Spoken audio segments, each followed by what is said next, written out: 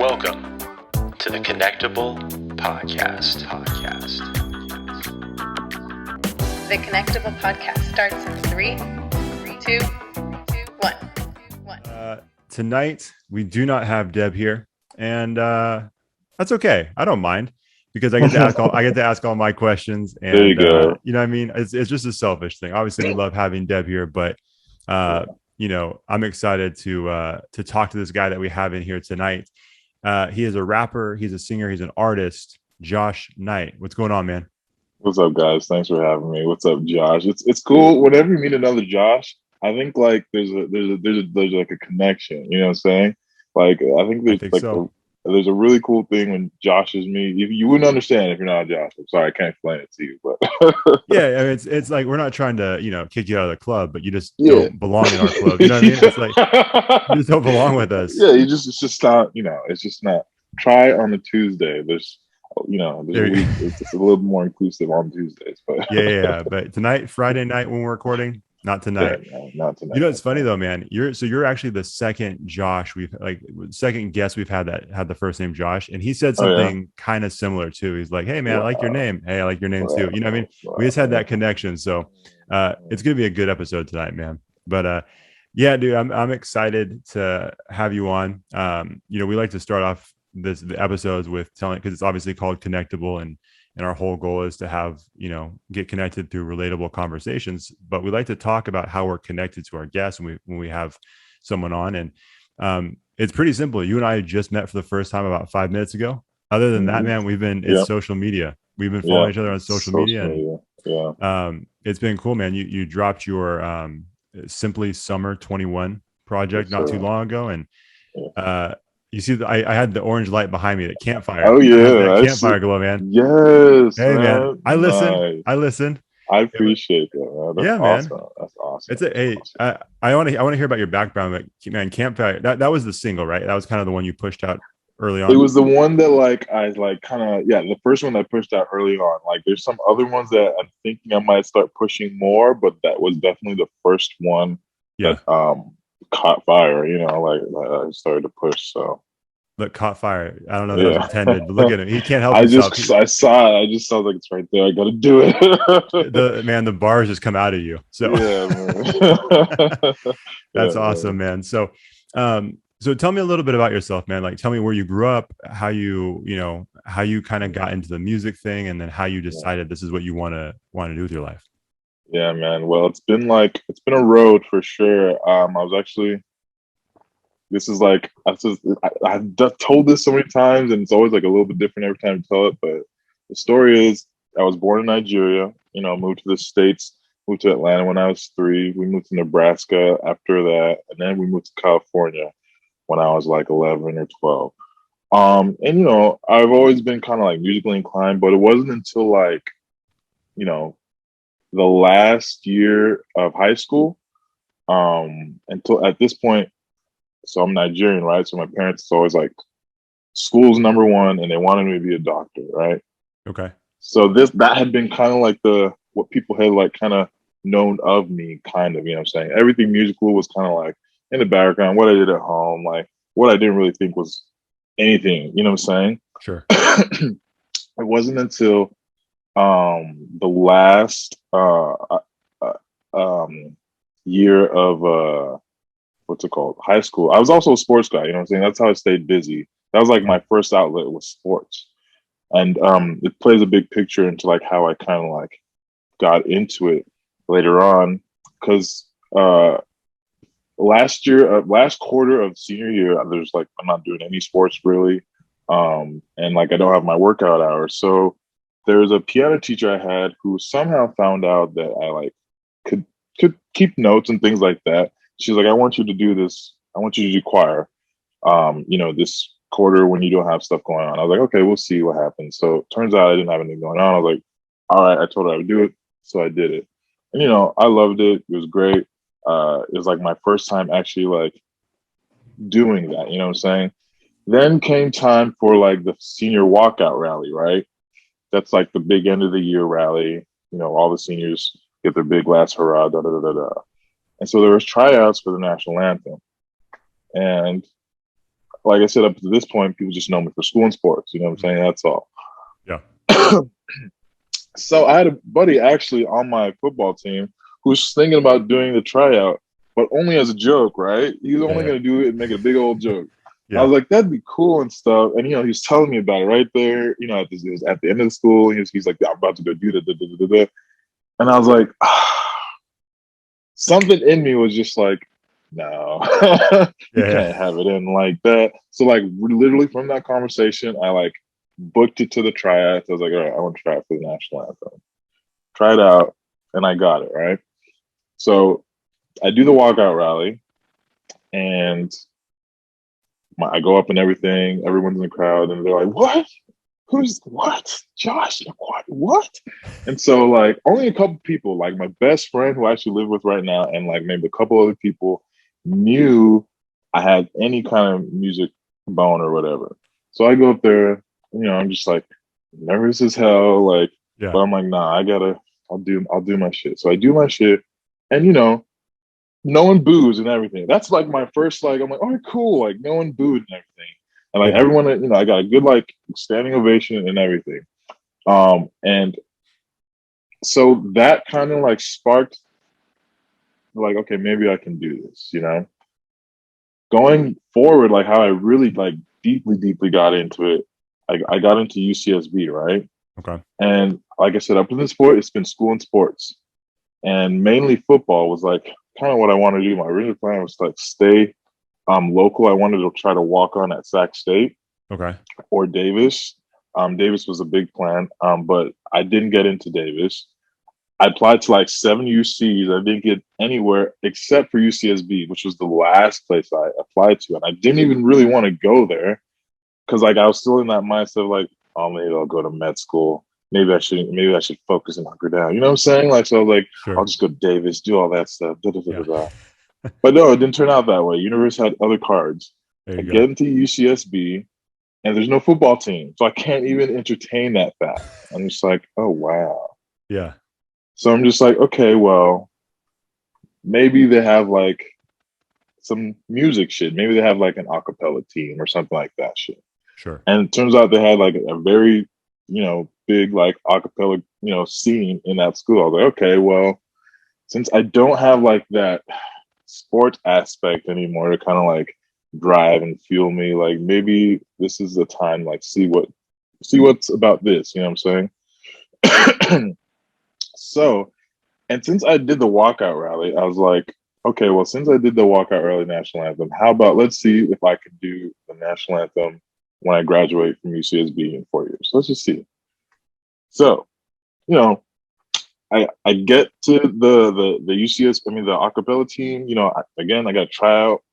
I get in, and so I'm just it's building more confidence. You know what I'm saying, and like more like, okay, this is like something that you can actually do and things like that. So, and it actually is a very big like factor in like who I am actually today. Like I do that for like a couple years, and then I kind of start to get like a little bit of a like not notoriety, but people know me as like, okay, you're one of the guys on the team, and like you do really good.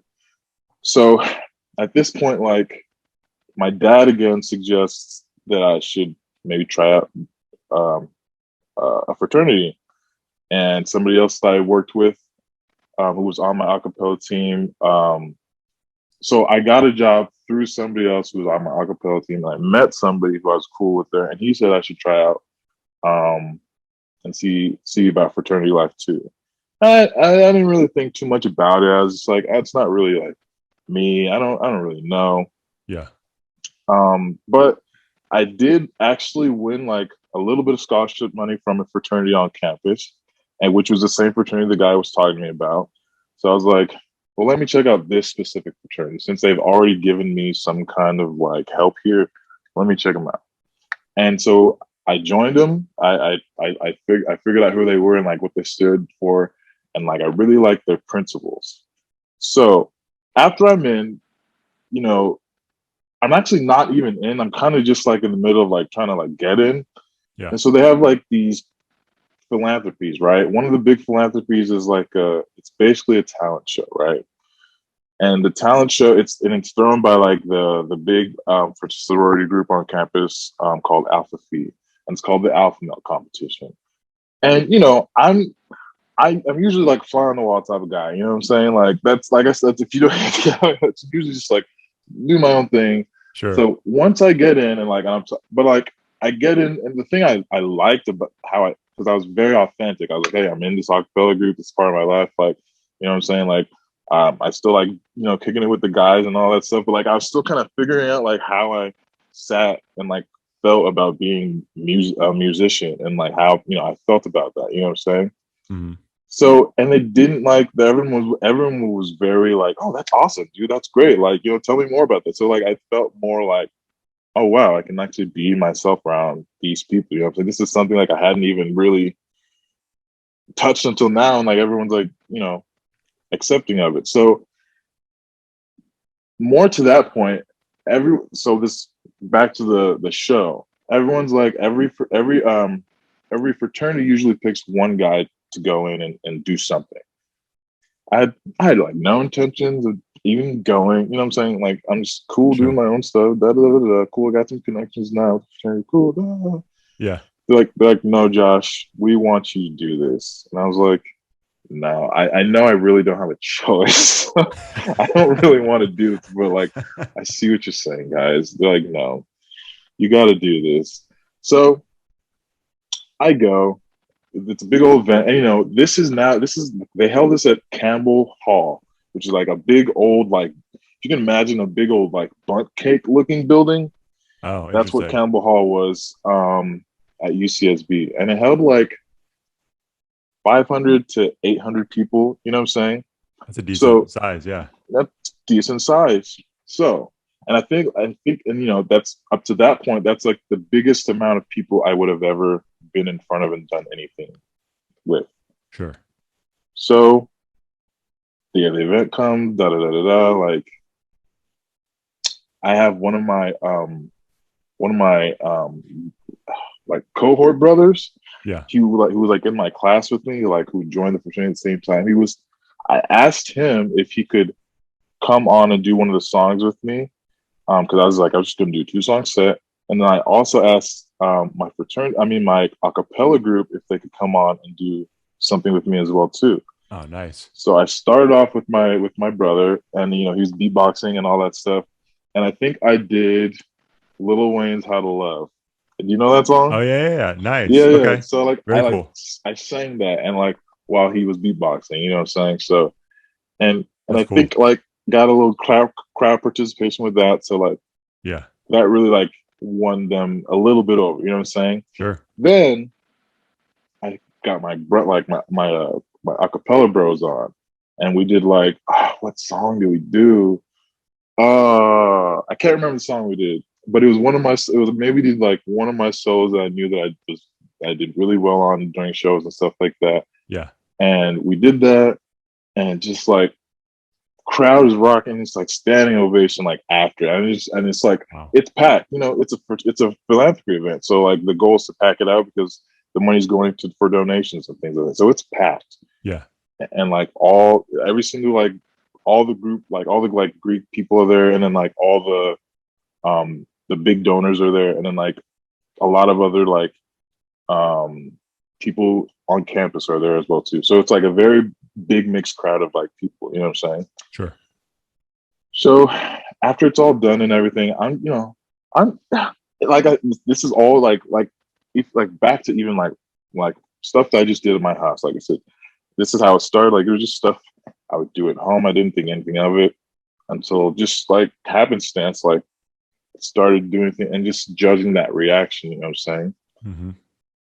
But even still, I'm just like, all right, anybody could win because there's a lot of talented people out there. There's some like, you know, great like dancers and things like that. And like a lot of people who had a lot more popularity, quote unquote, than I did. Because like I said, like this wasn't even like anything I really intended to be. I was supposed to be at Davis, you know, trying to walk on, you know, in my med school classes and all that stuff. Right. Completely different thing.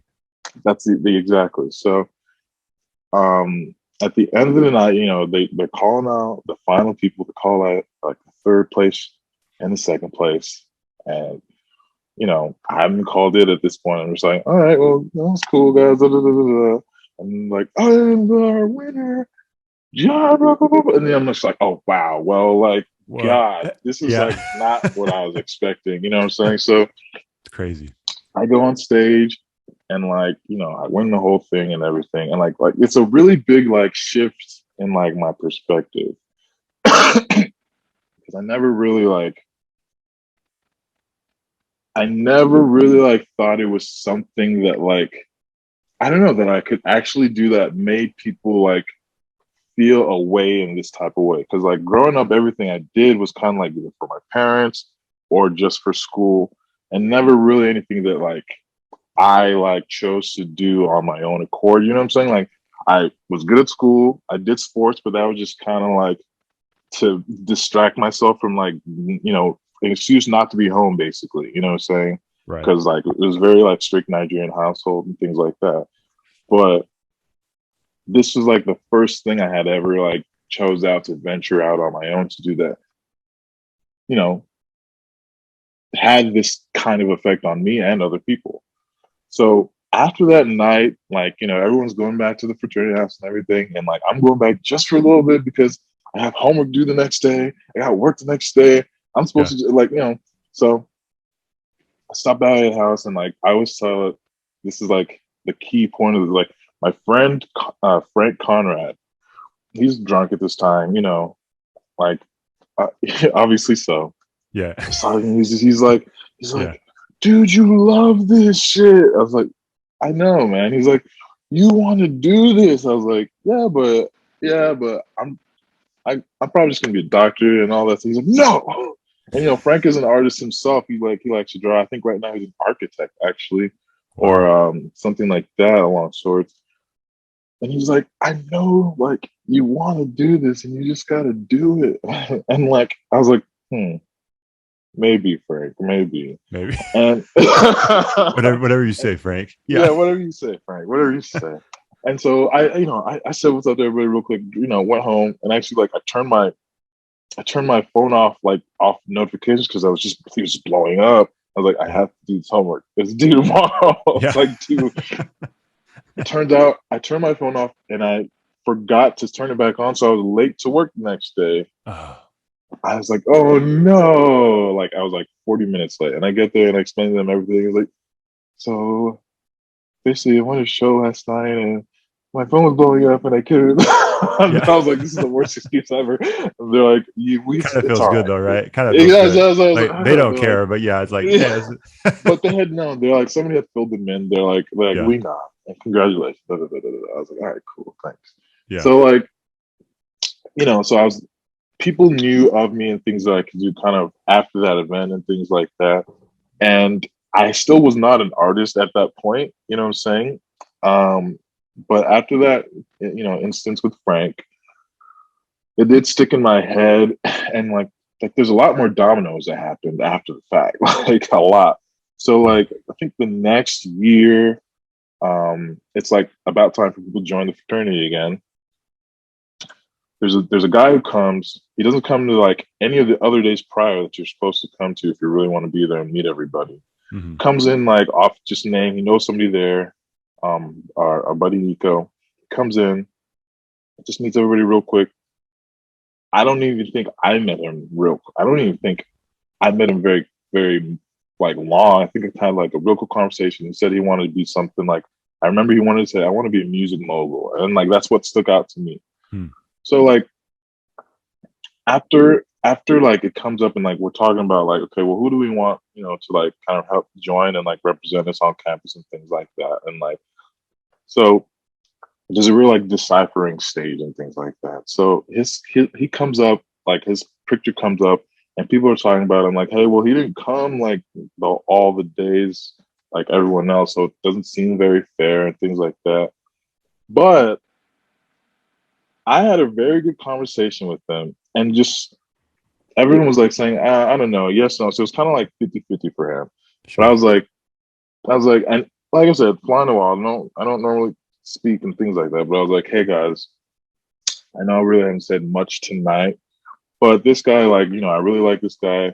really like what he stands for, things like that. And just kind of like off what I was saying with him and like the things I got off the conversation that I had with him, we went ahead and like gave him an invitation, you know what I'm saying? Like, and I was like, that's my first year there, you know what I'm saying? Like, I don't have very much pull, you know what I'm saying? But like that was like a kind of like another domino.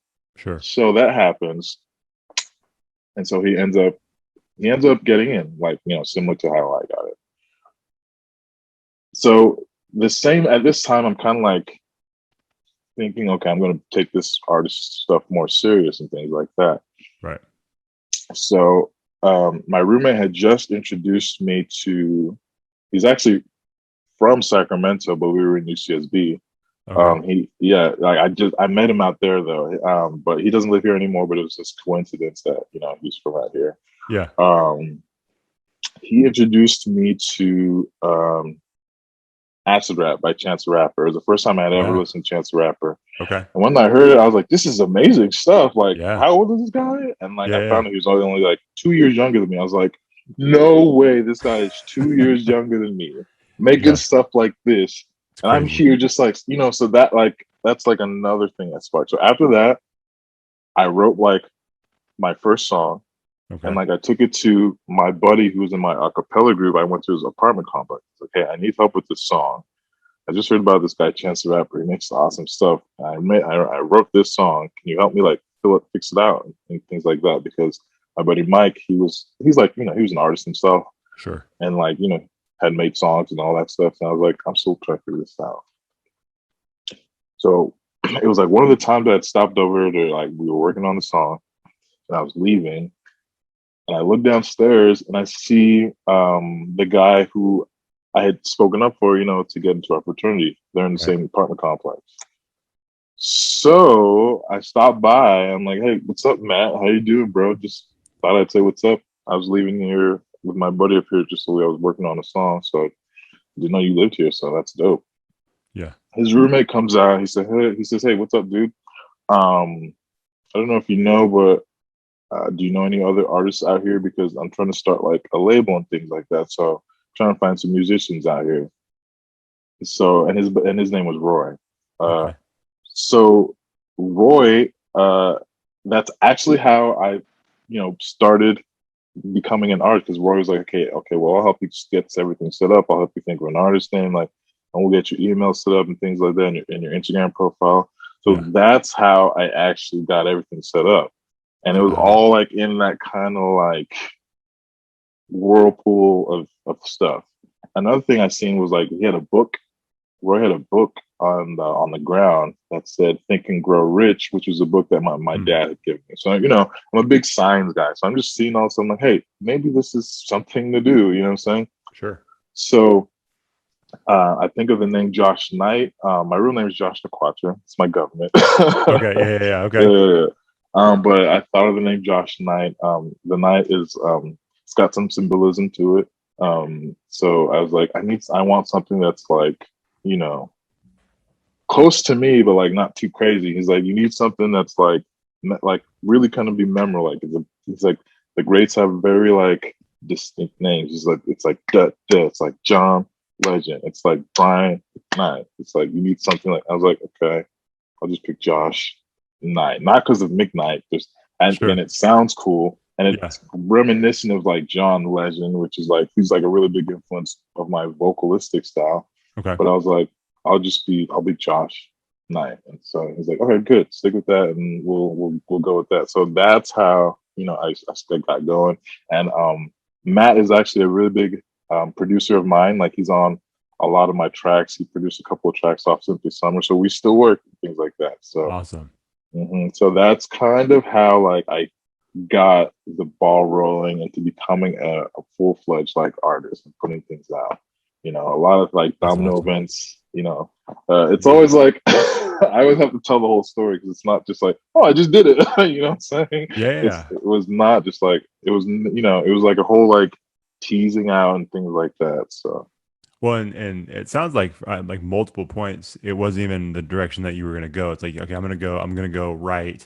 And then you kind of drift back left a little bit. Like I'm supposed to go right. Nah, I'm gonna drift back left until finally it's like, you know what? Maybe I'm just supposed to go left Yeah, because maybe I'm just supposed to go left. I keep trying to go right. Yeah, But yeah. and I agree, man. I think stuff happens. I believe stuff happens for a reason too. And for all those little things that kept coming up, it's like, oh, this seems like this is what you were meant to do, and winning the contest, like running into all these people. Like I don't believe that stuff happens by chance.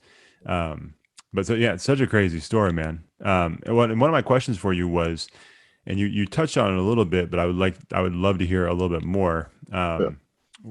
So who are your, obviously you said John Legend is a big influence of yours, but I'm always curious who artists are, like, who they draw their inspiration from. So besides John Legend, like Yeah. who are maybe two or three of your biggest influences? It would be besides John Legend, but Yeah. J. Cole, Okay. Kid Cudi. Okay. I say a little bit of Andre 3K, Okay. and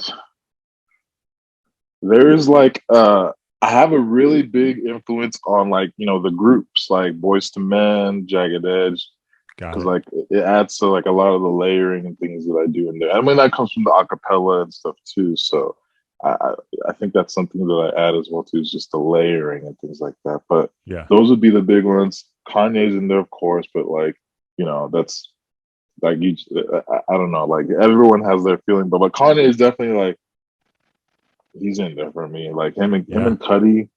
People always forget about Cudi, but him and Cudi were like the guys for me in high school. Yeah. What was that project they did? Was it Kids See Ghost? Is that right? Yeah, yes. Yeah, it was an interesting project for sure. It was interesting. I think they should run it back and see if they can It's not a do. bad idea. I personally feel like they could do better. But I that think so just too. might just be me as a selfish fan. But like, what I'm Yeah, yeah. saying. But yeah, right. No, I agree. No, that's a great list. I'm a big Outkast fan, so I love Andre Yeah. 3000. You heard? I'm assuming you heard the Life of the Party. Yeah, Did you actually, well, with the with Kanye? yeah, I heard bits of it. I haven't heard, like, is it out? Because I just know I've only Man, heard bits of it on people's podcasts and things like that. no, I had to. I don't think it's out. I think I kept trying to find it, and then each time I clicked Yeah. on the YouTube link, it's like this video has been disabled. So I'm just I like, it's incredible. I finally got to listen Mhm. to it. I don't know how I was able to do it. It was like really late at night, and I saw a video pop up. Like I gotta click on it as soon as possible. I'll find it. It's gone now, but yeah, no, it's incredible because Yeah. like it was one of those things where I kept reading stuff about it, and obviously you read about Mhm. the situation, you read about the Mhm. beef between him and Drake, and then you read Mhm. how, or you read how that song was leaked, and then you Right. kind of I saw a lot of people post the lyrics. It's Yeah. like the lyrics are amazing, and then when you Mhm. actually hear the song itself, it's pretty incredible. It was as good as people said. So hopefully, man, you can find a link somewhere and get your ears on it because I'm it was really gonna I'm gonna really try. I feel like somebody will be clutch somewhere on Reddit or something. somebody. Yeah, Like, hey, hey, yeah, Reddit will come through for sure. yeah. Usually. So obviously, like, it sounds like you were a singer. So when did like the rapping come in? Is that something you just kind of experimented with, or was it something you always enjoyed and then you just kind of started giving it a shot? Yeah, so it was, I've always enjoyed rapping. Yeah. And I actually, as a kid, I wrote little rap jokes, it's like my little, things like that. Actually, like, a big hobby of mine was like just like making goofy versions of like rap songs. You know what Yeah. I'm saying? Kind of like Weird Al Yankovic. Like, you know what I'm saying? You know what I'm saying? Just a Sure. certain, like, you know what I'm saying? Like, so like I kind of had like a little bit of like repertoire for it, you know what I'm saying? And like, I remember one of the earliest questions I asked my dad was like, "Dad, what is a metaphor?" And like he told me, I was like, "That's stuck in my head." So like I always think in metaphors, and rap is just Mhm. metaphors. That's all Right. it is. Right. You know what I'm saying? So once I started singing, I'm trying to think of the first song I actually incorporated. Okay. All right. So the first song I think I actually incorporated like rapping is my song called My Soul. Okay. And that song was different not different, because like now it's kind of like standard how things kind of come about. Sure. But like up until that point, like it had been like, I'm gonna sit down, I'm gonna think of a song, I'm gonna write a song. But like that song, My Soul, was like the first song that had just like popped into my consciousness, just like when I just wasn't thinking of it, just like I just in the shower, and just like the melody came. I was like, oh, what is that? What is that? What did I just do? You know what I'm saying? Yeah. And I was just like, like I gotta keep this going. And so like the first two songs that I made called Wings and Remember were very like sing song. You know what I'm saying? They're more sing song. They were a little bit hip hop rappy, but just a little bit more sing songy. Sure. I had like I said, I always do metaphors, so I had like a really big emphasis on metaphors and things like that. But it was still kind of like sing songy. It wasn't until like My Soul that like the way it came about, like, and the words that were coming, like I wasn't singing them, and I was just, they sounded good.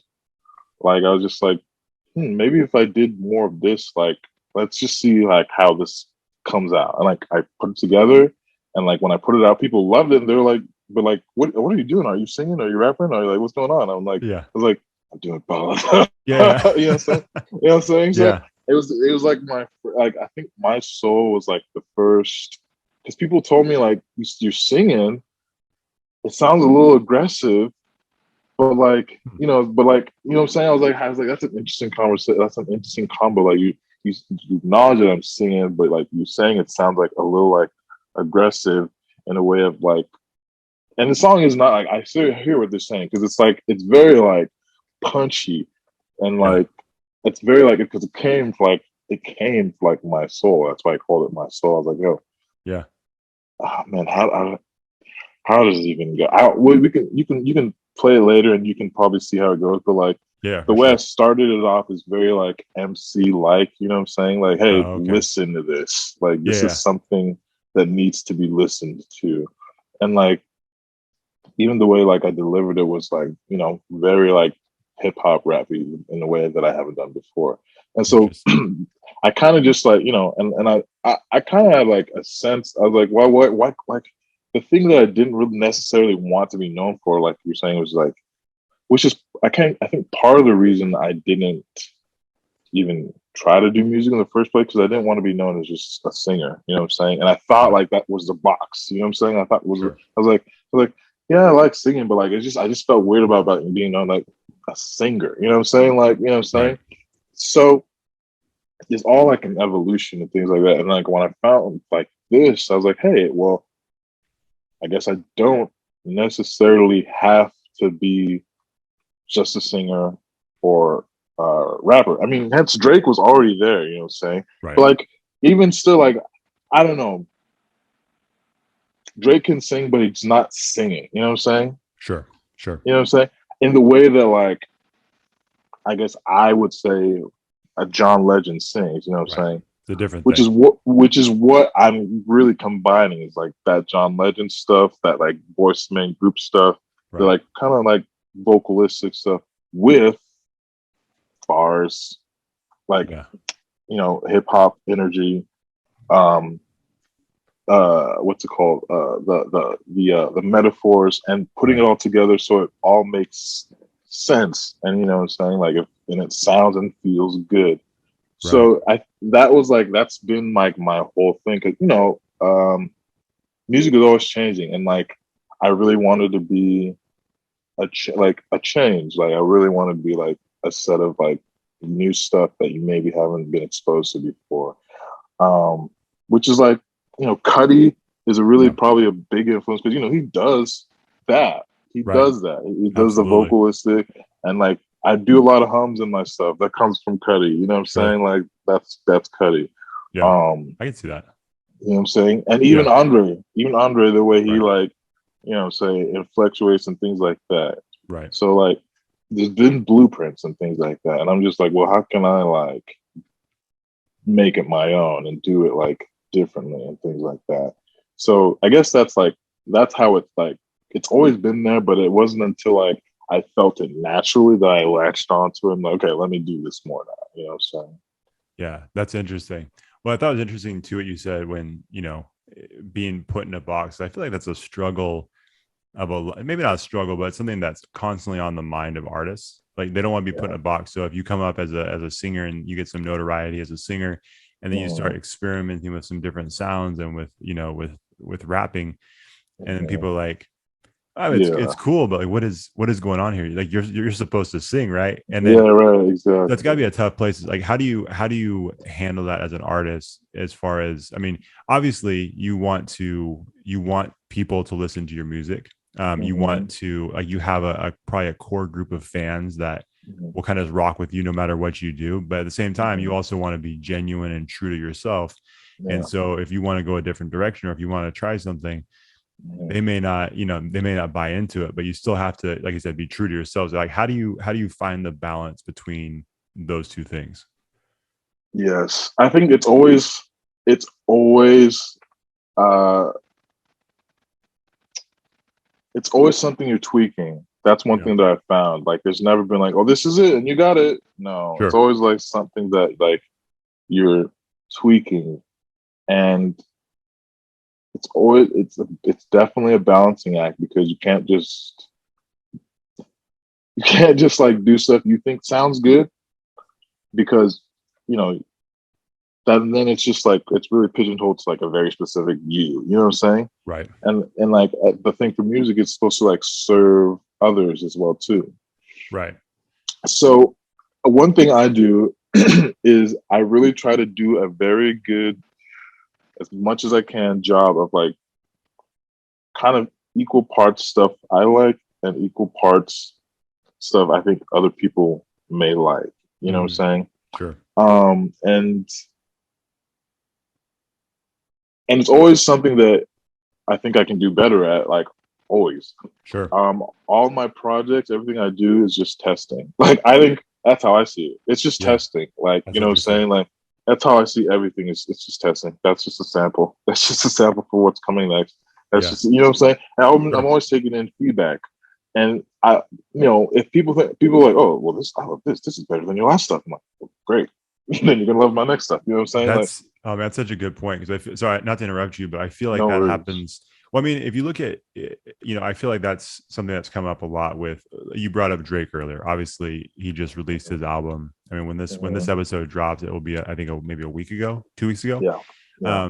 He's a perfect example. Like people have a lot of different opinions on his projects, partially because you look at some of his, when he releases a new project, people want to compare that project to, So Far Gone. They want to release it to,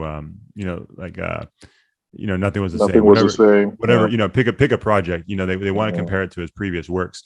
And it's got to be tough as an artist to constantly battle that. You know what I mean? Because you are going to have fans that, I'm sure you have fans that love, I'm sure they loved Simply Summer 20.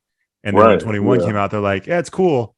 But I really like 20. It's like, yeah, but it's 21 now. Like things are changing. You know what I mean? Yeah, exactly. Things are changing. So my sister actually, I put out 2 projects, I guess, this last year. I put out I call this one like my first real project. It's called Scorpion and the Sun Road to Command. It's like 18 songs and like there's interludes and things like that. And I put like a lot of like energy in like my soul, and like it's kind of out there. It's kind of an eclectic album. And I put that one out, and I also put out Simply Summer, that is Summer 21. My sister says she likes the other album, the more eclectic one, than the Simply Summer 21. She says Simply Summer 21 does sound sonically a little bit better than everything I've done. Yeah. But she likes what I did as a whole artistically on my other project. And like, that's interesting. You know what I'm saying? It's always interesting really what people gravitate towards and everything too.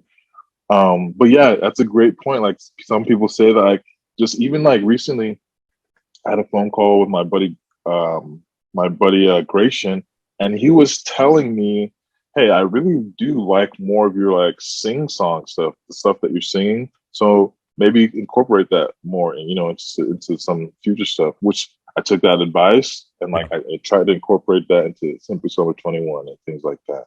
So people always give me like different kinds of unique feedback that I try to like really, really pay attention to and incorporate.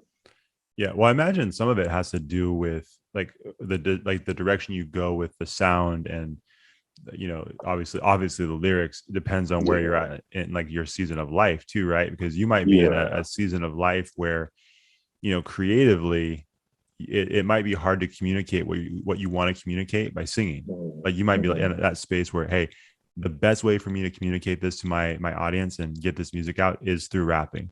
Or you might be in a different space in life where you're like, you know what, the best way for me to communicate and connect with the audience is through singing. So, man, it's a lot. It's, I'm not a singer. I don't have a musical. I tried playing trumpet when I was in elementary school.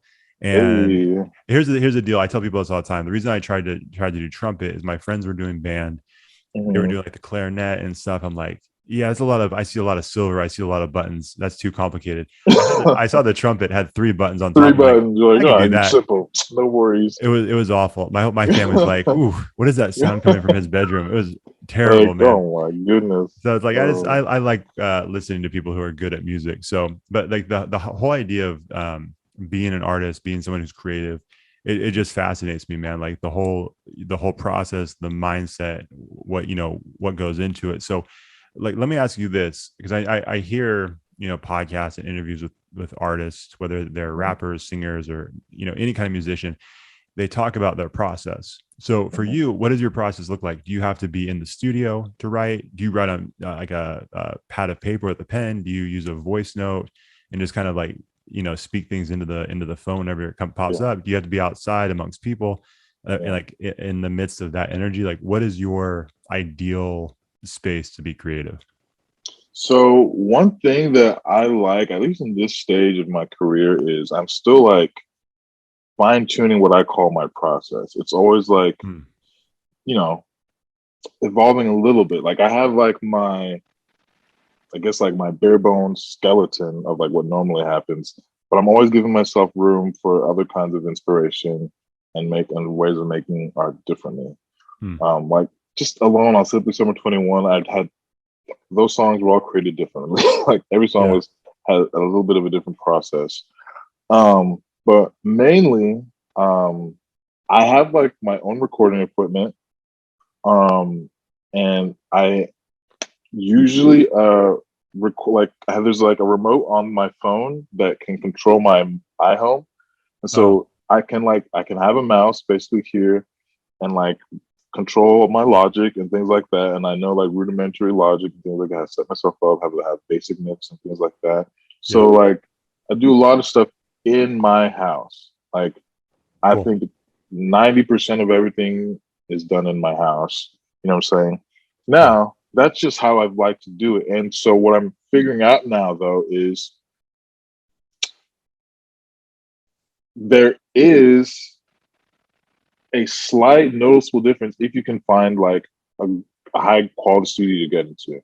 Now the cut around between that is just buy more expensive equipment for my home studio, which I can do eventually. You know what I'm saying? So like I said, my process is always like mixing now. So like now I'm figuring out I have to find a way to get into a studio a little bit more to finally just get that sound a little bit more crisp, because sometimes because what I do is I record at home and I send it out to a studio and they mix it and everything. And like that passes a lot, you know what I'm saying? Like nobody can tell any difference unless, see now if I'm trying to like present it to somebody who's like a professional and their old ear can like hear, hey, I like this, but there's something missing. You know what I'm saying? So things like that. Like I'm saying, like if once I can afford more expensive equipment for my home studio, then it's no problem. I can again just do that for my house. Yeah. But my everything's always upgrading. But for just being able to put things out on a professional level, 90% of everything I do has been in my home, and I send it out to like master studios and things like that to get it like more professionally done, which helps me keep going forward. You know what I'm saying? Sure. I work 3 days a week as a nurse. You know what I'm saying? So I don't have like a typical. I don't have just like time to just go to the studio and things like that. Right. So being able to have things at my house, I'm able to just continually like make stuff. I don't have to I can make something at 3 a.m. if I have the whim to, you know what I'm saying? Sure. So that helps me in that aspect. And that's like part of my process is being able to, okay, I feel this, I want to be able to record this now. You know what I'm saying? That's part of my process. Interesting. Another part of the process is, again, if I hear something or feel something and I'm just imagining or just hearing it in my head, I'll take my notes out and just write them out. You know what I'm saying? Okay. So that's a big part of my process is I really don't try to let anything go to waste. Anything. I'm just like, oh, I got it. If I have my phone, I'll write it out in notes. And maybe I'll use it, maybe I won't, you know what I'm saying? It's always there for like inspiration, you know what I'm saying? Yeah. And a lot of times I do use it, you know what I'm saying? Sure. Or I'll start something on my notes. Then I'll open up the track, you know what I'm saying, and let it play and just like go over the same notes I had and let the track play maybe for an hour, get the vibe, and kind of just like sometimes I'll hear a melody and I'll like hum out the melody real quick and record it, you know what I'm saying? So now I have it and it's playing and I can like feel like, okay, now I want the words to kind of like go like this, and I'll do that. And like sometimes I'll do that, and sometimes I'll be like, I'll hear it and I'll just say whatever comes to my head first, and I'll just love it. I'll just love it. I'm just like, oh shit, Yeah. I'm not gonna change that. Let me leave that, and then I'll just keep going. One thing I say is rare for me. It's rare. It's really rare for me to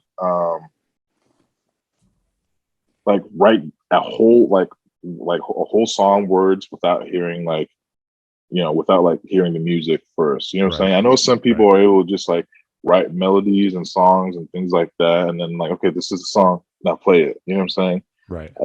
Maybe I just haven't unlocked that part of my process yet. You know what I'm saying? Mm-hmm. But for the most part, what I do is like I play the song and I'm feeling the song, and then like it's like then whatever. Again, like you brought it up, like whatever's going on in your life, I'm sure plays a part of it into what's going on too. Yeah, so for sure. So it's kind of just like a blender. You know what I'm saying? Like that's all it is. I feel like, you know, the track is going and the track is like the blender. You know what I'm saying? Then I'm like, okay, well, what ingredients do I have? You know what I'm saying? Oh, shit, this is going on. I'll throw this in. You know what I'm saying? Oh, I thought about this. And saying, oh, this kind of makes me think about this.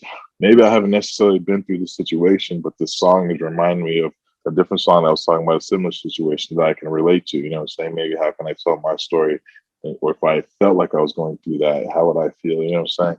So like that's really how like it kind of is. Everything's just kind of, and I put it together, and then it's a puzzle. And that's what like my favorite part is like making the cadence and the words and the message all make sense. You know what I'm saying? Some people can just have a cadence and the words, but does it really make sense as a whole song? Things like that. Right. Some people can have like the song makes sense, but there's not much of a cadence and the words rhyme, sure, you know what I'm saying? So like I really like that whole trifecta of like making the cadence work. That's like a very catchy cadence, making the song sound good, but then also making the song make sense along the way too. Right. That's like, for me, that's what I like to hold. Those are the big three for me. And it's not, like I said, this is the stage that I'm in. And I feel like maybe there's going to be a stage of me that's going to be more abstract, that doesn't necessarily want the song to like make sense the whole way through. You know what I'm saying? Like I already feel that coming on the horizon because I'm so focused right now. I'm like, well, I want the song to kind of like make sense in this way. You know what I'm saying? But like, I feel that like kind of part of me being like, okay, but what if you experimented and maybe it's like just fragments of things that make sense, like a dream. You know what I'm saying? Like, and like so I'm saying, like it's the stages of like where you are in your like your artistry and things like that. But for the most part, like that's like my basic process. If I feel it, I put it down. If I'm able to record it, I record it as soon as I can, and then I'm able to go back and like, you know, refix the puzzle, you know what I'm saying? Like rejigger the pieces and make sure it's like how I want it to be and things like that. Got it. It's always just crazy to me. Like I think there's so many ways to do it. Like you have your whole process, and I think you mentioned it, like for someone else that would be, it would look completely different. Exactly. But wait, can I give an example of something different? Please do. So on this new on 21, something that I did differently. Two songs, I'll give examples.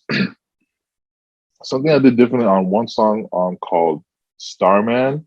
I think I got this from, where did I get this from? Not sure where I got this from. It might have been, it was a different artist who was talking about it. I was like, let me see how that looks. Basically, that song, it's actually based off of the movie Starman. Okay. So I combined a couple of different like things here. I watched this video about Will Smith saying like, well, how did you choose what movies you chose to be in? He's like, well, what we did was we found out, what movies had like the biggest box office hits in the last 3 years. And we found out they were romance, space, and action. So that's what all my movies were. What's it called? Men in Black, Independence Day. He's like, he went on the list. I was like, that's it. He's like, that's true. He's like, so it was all planned. Da, da, da, da, da. And so sense. I was like, well, let me see what I can do with that if I can do anything musically. And I was just like, well, let me see what, because the other part of that was somebody said they played movies in the background while they were, in the studio and kind of made songs off of that. Really? I had that be part of the vibe. I was like, well, let me see if I can like do something with these two. So I was like, I looked up because space is kind of like part of like my brand and things like that as well too. Okay. And I was like, well, what kind of movies, what kind of like, I guess, space movies were popular back in the day that like, what were the popular categories in like the last 10 years? And it was space, comedy, and romance or something like that. Right. So I was like, well, okay, what were the best space comedy romance movies in like the last whatever years? And I wanted to be kind of eclectic, so I think I just chose like from the 80s to the 2010s or whatever. Okay. And a few came up, and Starman was one of them. That just happened to be the one that I chose. I was like, I like this premise. It's something I feel like I could write a song about. Yeah. It's kind of like E.T. I don't want to give it away for people who might want to watch it, but basically it's like almost like E.T. Right. Go check it out. Spoiler alert. Yeah. It's almost like E.T., but like romantic E.T. Like this guy comes down from space and he just assumes human form because that's like the form. And he just basically at the end, like the whole movie is they're trying to figure out how to get this guy back because, obviously government wants to do stuff. Da, da, da, da. Right. And he crash lands. Oh, what it was he crash lands into this woman's house whose husband just passed away. And he assumed his form, you know what I'm saying? Because that's the movie. Yeah. So, she's falling in love with him all over again. Da, da, da, da, da. So that's the whole thing. And the stuff separate at the end because obviously he's an alien. He can't stay. Da, da, da, da. Right. So that was kind of like the premise of that whole song. And I kind of like threw in like things that I was going through as well too. And like, well, how can I like kind of relate this to like my life and things like that? So that's how Starman came along. You know what I'm saying? And it's actually based off the movie Starman. That's crazy. Mm-hmm. So the other song that I want to talk about is my song called Uncle Ben's. Okay. That song. So I had specifically looked up songwriting processes right before I did. I was like, okay, I still need to finish this project. I need like one more song. Like, let me see what I can do. I was like, okay, songwriting processes. And I found like a video that was like, basically, this is how you make a song. It's very simple. You don't have to think that hard. And this guy was like basically teaching this whole auditorium how to do a song. And it was a very rudimentary way of making a song. And I was like, but it worked. I was like, that's interesting. It's just like, let's think of a melody. We all thought, the whole crowd thought of a melody. Okay, now let's think of a situation. The whole crowd started throwing out situations. Okay, now let's think of some phrases that relate to those situations. The whole crowd started throwing out stuff, and they all just chose what they liked. They're like, okay, well, look, guys, like this is what we have. And they all just started like putting it, the guy was just like conducting it and putting it together. And they had, a basically rudimentary song, but they had a song and they all did it. And they didn't think they could make a song. I was just like, well, interesting. Let me see what I can do with that. Yeah. So I was literally, after I watched that video, as I was watching that video, I was eating some Uncle Ben's rice. You know what I'm saying? Literally, I was just like, let me just try this right now. I was just like, Yeah. and I was just like, I thought of a melody. I was like, and I had like the beat. I was like, let me think of a melody that I like with this beat. I was like, oh, okay, I like that. Cool, stick with that. I was like, what am I doing? What's going on? And well, sitting in my kitchen, eating a bowl of rice. I was like, sitting in my kitchen with a bowl of rice. I'm like, all right, well, cool. And I just started. It was Yeah. 5-10 minutes, and I had the whole song. Went upstairs, recorded it, and everything, and that's how that song came about. And that song Crazy. is, I think, the most. I think it has the most soul of the project. I put it last, and the video for it's coming out in actually a couple weeks. Spent a lot of money on the video, and I'm excited to put it out. Oh, cool. Yeah, so I, and like I said, it's interesting because I feel like that song has the most soul on the project. Yeah. Or it's like the soul of the project. But like I said, the way it came out was just so like rudimentary, like that video. I'm just saying, it's like, but this is part of the, you know what I'm saying? Like it's something that now I can add to my process of how I make music and things like that. Like my bag of like, oh, what kind of, you know what I'm saying? And when you sing it, it's like, oh yeah, it's a very easygoing song because this is how like it came about. You know what I'm saying? Yeah. Like, you know, I feel like anybody can remember the words. Anybody can, at any part of your life, and that you can sing that song. You know what I'm saying? Which is kind of like why I wanted that song that way. But so I those are love just that. some examples of like the process and like how it's, like I said, I'm still like changing it and like adding stuff to it in this like stage of my career. I don't think I'll stop either. So Yeah. No, I love that, man. It's cool. It's cool that, like I said, there's so many different ways to get to where you're trying to go.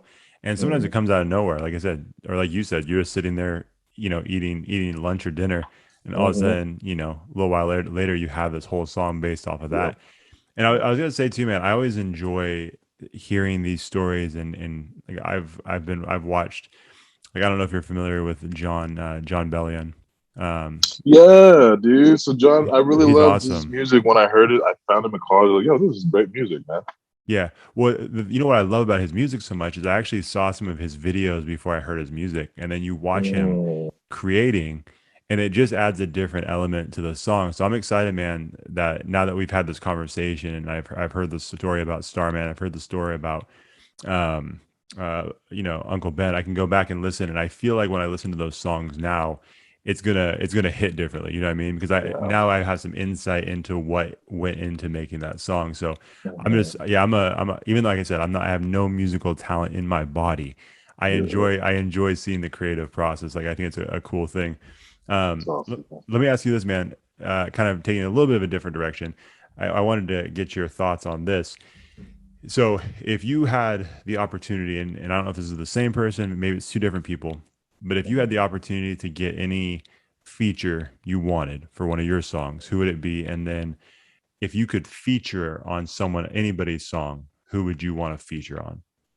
Interesting, man. I'm trying to think There's so many because choices, right? there's so many choices. And I Yeah, want us to be able to complement each other and like make a good song. You know what I'm sure. saying?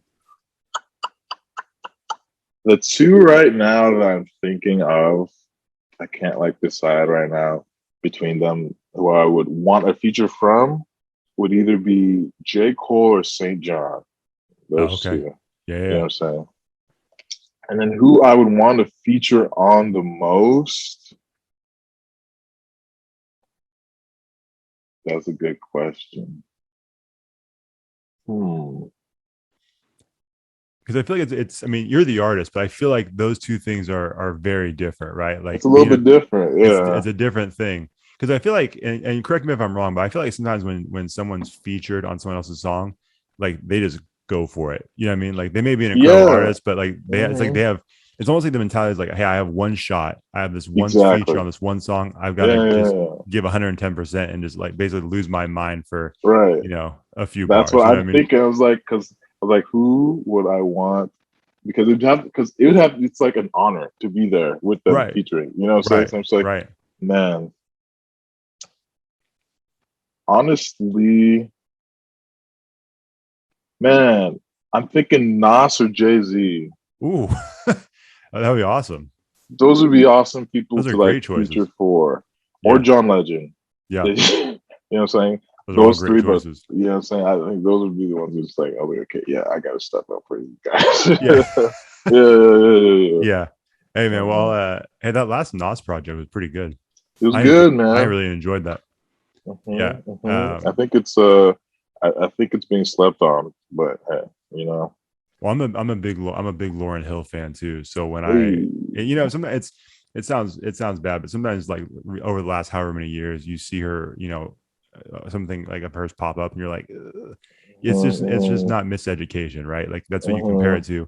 And right. then when I heard it on the Nos record, I'm like, oh, I was like, there it is. there she is. Like it felt like she There was she back a little bit. is. Yeah. Yeah, exactly. Yeah, it's a good project for what else are you listening to? Like what are some of the albums or songs you've had on repeat recently? Honestly, man, the thing is, the more I found this out, like as like you start producing more music, it's tougher and tougher to keep up with everything going on. Makes But sense. um, I just listened to the Melodic Blue by Baby Keem. It just came out Okay. yesterday. I It's haven't a heard it little yet. bit, it's out there. It's a little different, and I kind of like it. Like it's growing on me. It's like the way, like just the wording is just like not. It's not. It's not cookie cutter. Definitely, it's not. And obviously, you Yeah. know, Kendrick's on there. He does his little features. And Right. so, and I guess I'm just trying to figure out what Kendrick's sound is going to be next too, as well too. So that might be another reason I'm listening to it tough. Man, Um, I'm trying to figure out when Kendrick's gonna drop another project because I think it's soon because is it like he's soon? on this. He's because he's talking a lot now. Not a lot, but a lot for Kendrick. A lot for Kendrick. Yeah. He's featuring. Yeah. He's saying I'm leaving. This is my last project with TDE. You know what I'm Right. saying? Right. Things like that. So I think he's coming soon. But I listen to him. I listen to Donda. Yeah. Uh, I listen to CLB. I Yeah. kind of like Donda sonistically more than CLB, I but do too. obviously, you know, yeah, Yeah. obviously Drake's gonna make his like commercial hits. You know, the thing that's the stuff that people like to Right. listen to, and Right. he's got the cultural hold. You know what I'm saying? He's got like the people want to be Drake. You know what I'm saying? Like you know what I'm saying? Right. Like no one really necessarily right now wants to be Kanye, but like everyone would Right. want to be Drake. You know what I'm saying? You know what I'm saying? Right. But I love I I like what Kanye's doing in that sense of like really trying to do something different. You know what I'm saying? Like Yeah. that he definitely put effort into cynically trying to make something that people might or may not be ready for, which is I always appreciate. You know what I'm Yeah, saying? I Let's completely agree. see. Well, I feel like he's always ahead of the curve too. So I feel like for Yeah. me personally, like when I listen to a Kanye project, I feel like a big part of the listening experience is I'm just so curious at what he's gonna do because I feel like that, Mm, like you said, he's always trying something different, and I feel like it's just mm. he takes big swings, Yeah, and exactly. that's why I mean, in my opinion, he's a genius. You know what I mean? Yeah, Like you said, exactly. whether you agree with some of the stuff he does, And uh, like I said, like I mean, I didn't say this, but like part yeah, of my music is like relating to the fact that we're all humans. You know what I'm saying? right, And like if you sure, can't accept that about Kanye as well too, then it's like we can't really say that. Then you know what I'm saying? It's like yeah, and he's open about everything that he goes through mentally. So it's like, yeah, well, how would you feel if this was a family member type of thing? You know what I'm saying? So yeah, you would absolutely, do as best as you could. You know? yeah, for So. sure, absolutely. Yeah. Oh dang, I had a question for you, and then I lost it. I got sidetracked, man. That's what happens on those podcasts. I Yeah. think of something, go on a sidetrack, and then But I can't. sometimes we'll come back, you know. Oh, it came back. There we go. Cool. So I feel like sometimes with people who do certain genres of music, when you talk to them about um, when they're trying to get creative and what they're listening to, I feel like a lot of times they don't even listen to the genre of music that they are in because there's Hmm. like I'm around it all the time. So it's like, you might talk to someone who's a rapper and it's like actually I listen to a lot of like EDM and alternative rock. Yeah. Really? Or you have Yeah. somebody that does country and they listen to hip hop. It's like really just because it puts them in a different creative space and it helps them Hmm. broaden I guess broaden their creativity. So like Hmm. if I was to say like so what is maybe like the most out there thing that you listen to where if someone heard that you listen to this, it's Hmm. like, oh, That's not what I was expecting at all. Man, I would say like I want to, because they're all kind of in the same kind of realm. I'm gonna probably rattle off a few here, but Alt J, Bon Iver, Mm. and Fleetwood Mac. Oh, Fleetwood Like, Mac. Okay. yeah, like Interesting. like that whole like mix of like tonality and like I don't know what it is about it, but like you know, I don't know. It puts me in a mood, and I'm just like, man, Yeah. I'm gonna do some stuff like this someday. Like, Yeah. yeah, I love that, man. That's awesome. I got just a couple more questions for you because I want to be respectful of your time. And I definitely appreciate you answering all my music questions, man. oh yeah, Enjoying man, this. I'm enjoying this for sure. I get to pick the brain of an artist for a little bit. But it's awesome. um, so as far as obviously this podcast is called Connectable. Mhm. And one of the things, again, being a hip hop fan, I always am fascinated when you get a connection between an artist and a producer, because I feel like when there's I mean, you could probably name a bunch of artists and producers that have worked really well together over the years, Yes. and it just seems like when you have two people that work really well together, like magic just happens. Like and it comes Mhm. out through the music too. Like that connection that they have produces something really special. So Yes. it sounds like, I don't know how many producers you typically work with, but it sounds like your friend from college is still Mhm. one of your producers. So Yes. like how do you go about picking who you work with, and then how do you know when that connection's right and that something special is going to come from it? Man, let's see, because I have like a handful, probably literally like a handful of producers that are Yeah. like my go-tos. And they all happened just like a little bit differently. Like Matt, like I said, like we met through college and like we go way back and things like that. So like he's always like he's like, dude, anything you need, let me know. You know what I'm saying, type of thing. Sure. And I can also like give him like the song back, like, hey, what do you think about this? And like he'll give me really honest feedback and things like that. And he'll give me like tips about, hey, I think it was actually his idea. That song Campfire is Matt's track. You know what I'm saying? Oh, really? So and he listens to the stuff. He's like, dude, the song you did Campfire, like I like your stuff. Like this song you did, right? Like it's probably like my favorite song that I've done with you. And so I took that feedback. Okay, well let me push it. Let me start with this one. You know what I'm saying? So It's you know, catchy, man. you know what I'm saying? Yeah.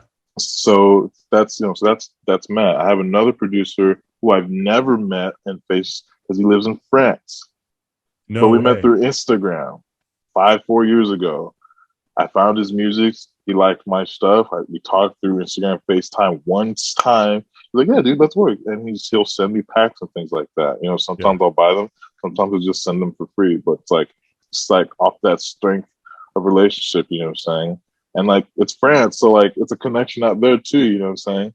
Yeah. So that's how that worked. I have another guy who, so more so he was more so on his businessman stuff. He was like, "Hey man, like, I like your music. Here's my beat pack. What do you think of it?" I was like, "I like these songs, I like all of these." He's like, "Well, how much you want for one of them?" But I like the song so much. I was like, "Dude, how much you want for all of these?" And that's how that started. Yeah. And so like sometimes he'll throw me free beats, sometimes he'll say, "Hey, I have another pack. How much you want for some of these?" You know what I'm saying? So it's Yeah. just that kind of, every relationship's just like a little bit different and things like that. Um, Another producer that I had on there, he's actually like my mixing engineer. Mm. We go through lived in the same hometown, and like we went to the same high school and all that stuff. But he's usually the guy that mixes all my stuff. But he's also an artist and producer in his own right. And I was like, well, why don't we have a track together? You know what I'm saying? I know you Yeah. mix all my stuff, but like, throw me some. And he's the first song on there. That song Chase. He Okay. produced it. Yeah. He's the other artist on there that's singing, and Oh, he also cool. mixed it and all that stuff. So that's how like just it's a little bit different every relationship. One thing I am looking for though, that I really miss. I had this in college when I met Roy because Roy was a producer, and Yeah. we would do everything from scratch. Like while I was there, he was there. We'd do from scratch. Mm. That's one thing that I do miss, and I think will really unlock like another part of me as well too. Because everybody doesn't live in the same area, you know what I'm saying? I'm live out here. Matt lives in LA. Everyone lives in different places, you know what I'm saying? Right. I just haven't found that like personal connection yet with a producer that's like near me.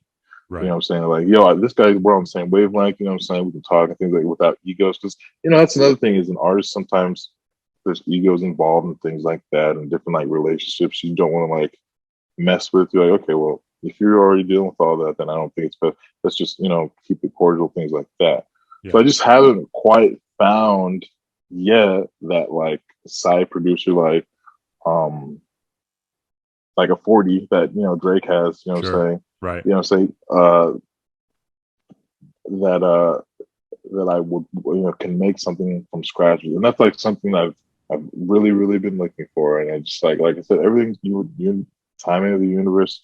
So like, you know what I'm saying? Like maybe I'll run into them in the coffee shop one day and be like, hey, let's fucking rock, you know what I'm saying? But yeah. you know, you make do with it. You have like a great handful of producers, like I said, that I do have, but that is an aspect that I wish I had.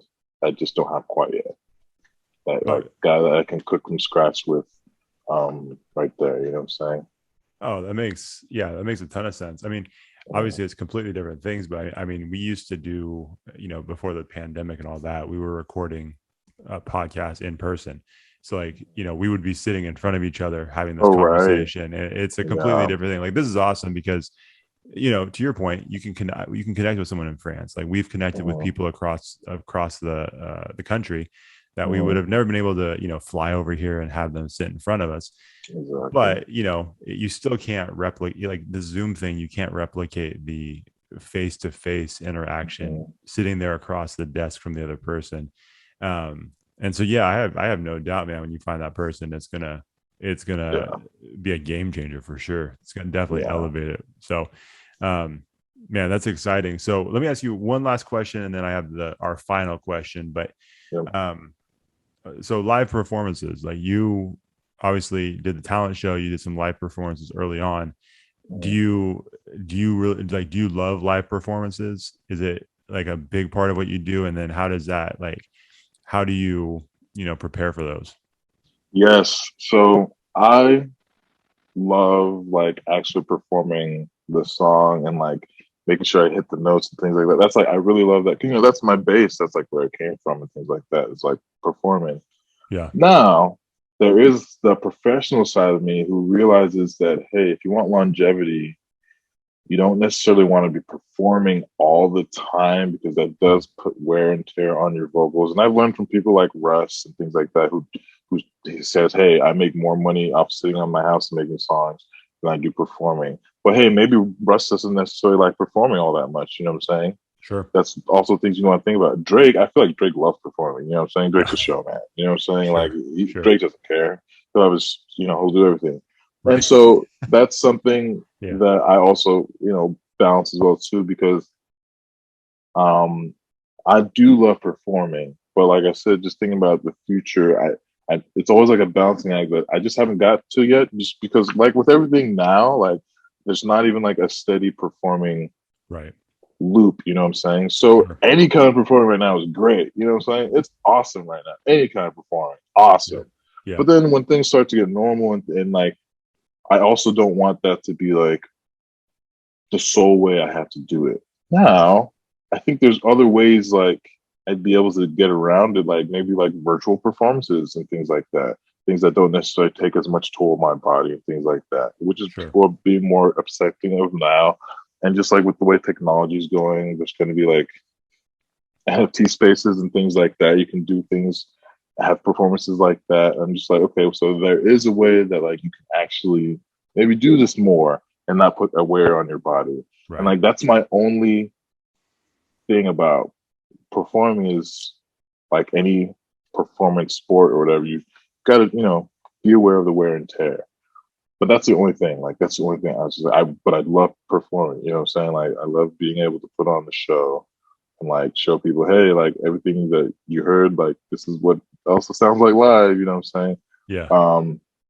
So I do like the performing part. And it's also like I kind of like the after part of the performing of like, you know, meeting people and just like say, okay, what'd you think about that? Things like that. It's like it's weird because in the beginning I don't necessarily feel like that. I'm like, okay, leave me alone. Like I don't really necessarily want to talk to anybody right now. And like after that, I'm like, cool, all right, cool, it's all done. Like I did what I got to do, and like we can all kumbaya now.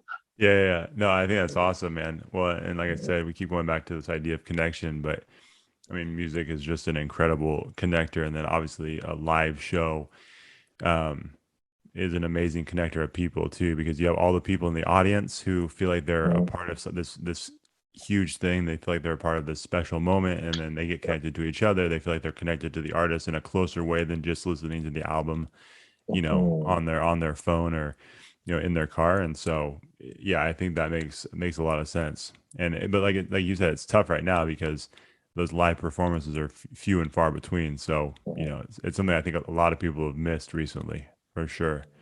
I was able to do a couple live performances like a couple months ago, and it was great. You know what I'm saying? It was awesome.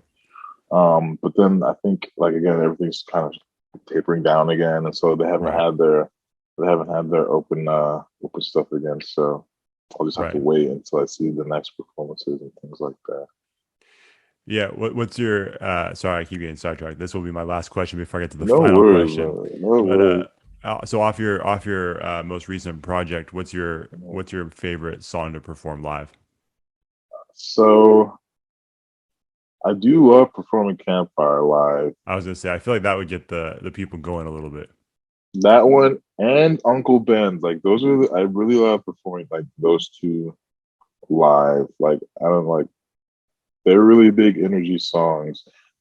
The thing is, like, it's weird because when you listen to Uncle Ben's on the track, it doesn't seem like it's a real big energy song, but like I gotta perform, like when I perform it, like it's a big energy song. Like I don't know, and I think, like you said, that's the thing about seeing something live. It's like a good kind of a different feel with it.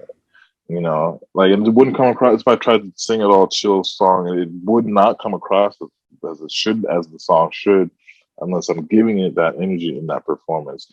But like when you listen to it, like I said, it sounds like a real chill, like, oh yeah, cool. So like, you know what I'm saying? Like, yeah, I'm in my vibe, but it's like, right, but it just comes across differently when I perform it. But so that song and Campfire, I really like performing live. Okay. That's awesome. Now I'm not the performer. I'm not the artist, but just, hey man, if you want this idea, take it. You can have it. But I'm thinking next time you perform live and you perform Uncle Ben, I think you just start cracking open a bunch of boxes of Uncle Ben and just throwing it in the crowd. I don't know what you think about that. I do. I like where your head's at. You should wait for the music video. Oh, hey, there we go. There we go.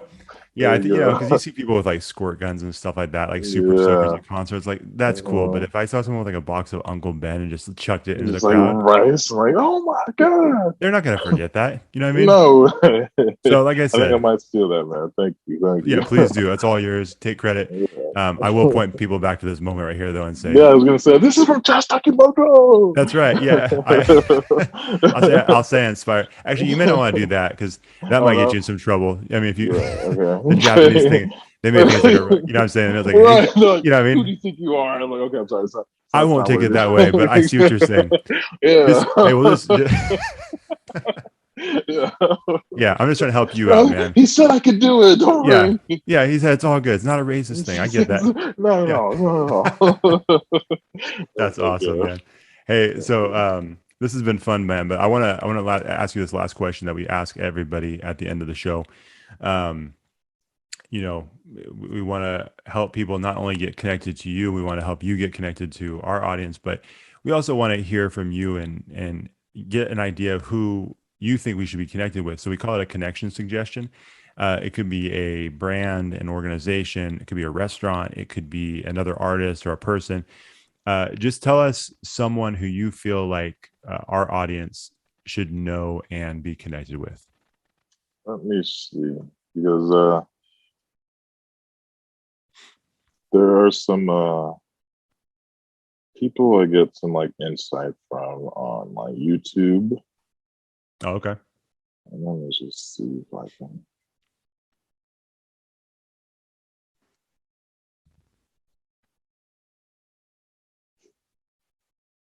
Okay. There's this guy, interesting. Now I'm deciding between two different things. Can I give two or just Yeah, one? yeah. Go ahead. Toss both of them out there. All right. First of all, there's this guy called Aaron Dowdy, AARONDOUGHTY, I believe. He's on Okay. YouTube, and he talks a lot about like spiritual growth and things like that. And Okay. it's not like religion, you know what I'm saying? But it's about like spiritual growth and like actually like unlocking like your best self, your highest self, and just Got it. the way he explains things, it's very like, oh, I understand that. I can understand that. He's got like, no ego about it. He's not like, I don't know. He's not like, he doesn't like make a big old show of it. You know what I'm saying? He's like, well, hey, it's just got him and his whiteboard, and he does draw some diagrams, and like he tells stories from his own life. And like, he's a real quirky guy that anyone, can relate to and things like Okay. that. And Interesting. and I like the way like it's like deep knowledge that he's talking about, but like the way he speaks to it, it's like, oh, I can understand that. Like one example is like sometimes it's like there's like you're up here on this mountain and you're trying to figure out how to get down, and you see this like tiger, and you think you have to fight the tiger. You think you have to fight the tiger with your sticker, your tiny little stick that you think is gonna work against this tiger. You think you gotta do it, but if you just look a little to your right, there's like a free path that you can just go down. And like if you look up, it's like your higher self saying, "Hey, just go down the path." But no, you got to do it yourself because you're big ego. You know what I'm saying? So he puts like Yeah. examples like, I'm like, oh, that's true. That's We interesting. probably Yeah. do that a lot. You know what I'm Sure. saying? Sure. So it's really helped me kind of like figure out different things I've gotten, like I've needed to like, just like figure out as a person, like things everyone goes through trauma growing up, and like everyone goes through trauma just even as an adult, you know what I'm saying? So it's Right. like figuring out like how I can best work through these situations and like how to not repeat unconscious habits and things like that. And it's like kind of get like a bigger scope of like how things are and like how things like actually run once you get out of the way of yourself and things like that. So it's really Interesting. helped. And another one that I listened to, let's see, this is a podcast. I'll say this is for guys. You know what I'm saying? This is for a guy's podcast.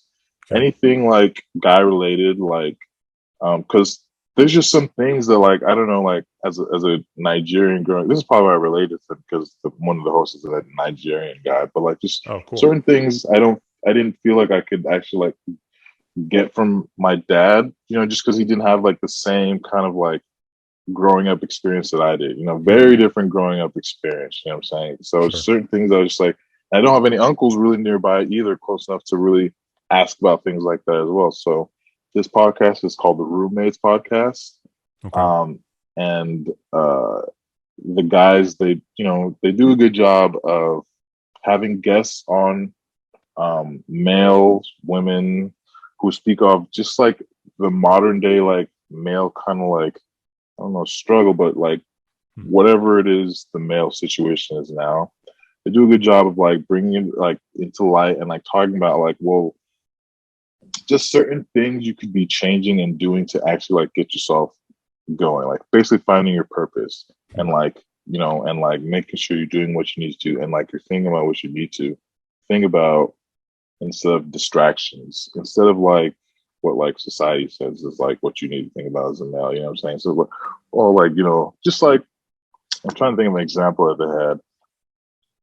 Well, they talk a lot about like how people relate and how males and women relate to each other in general, and like how if you can't really relate if you can't deal with your own trauma first, because you're just bringing that into whatever you're dealing with.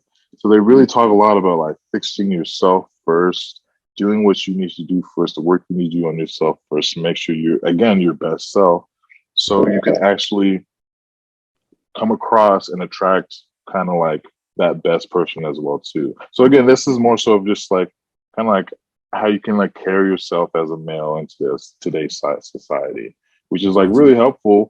when you're not able to like necessarily like go to your, hey uncle, you know what I'm saying? Yeah, I'm dealing with this and things like that. Hey dad, I don't know if you know about like this social situation I'm going through on Instagram. You know what I'm saying? Things like that. You know, it's like they do a good job like bringing like different kinds of PhD like psychiatrists, psychologists on, and just talking about an array of different like subjects and things like that. That's awesome. Those are awesome, man. I appreciate you sharing those, man. Where can everybody follow you? Social media, websites, all that stuff. Yeah, so I'm on Instagram, Josh Knight Music, Twitter, Josh Knight Music. If you're on Clubhouse, you can find me there at Josh Knight Music. Okay. I have a website, joshnightmusic.com. If you can't find them, he's keeping it so easy for you guys. If you can't find them, you're not trying.